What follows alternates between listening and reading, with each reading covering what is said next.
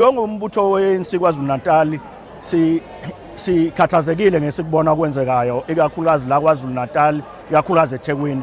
Kuyasikhathaza ukubona abantu behleli ngaphandle nezingane ezincane belala ngaphandle. Kodwa siyavumelana nabanye abakhalazayo ukuthi abangekho emthethweni abangabona abase-South Africa abafike e-South Africa ngokungekho emthethweni noma banamaphepha emgunyathi abangawatholanga ngokusemthethweni abahambe baphindele emazweni abo. Kodwa lokho uhulumeni kufanele akuphoqe ngoba imithetho ikhona.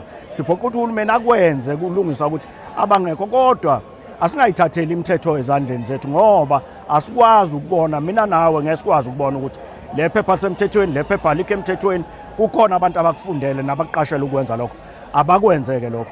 Laba benza ubugebengu abaqashwe uhulumeni abanika abantu amaphepha angekho emthethweni nabo kufanele baboshwe ngoba izo zonke izinto ezisidalela inkinga ukuthi kuqashwe abantu benze izinto ezingekho emthethweni.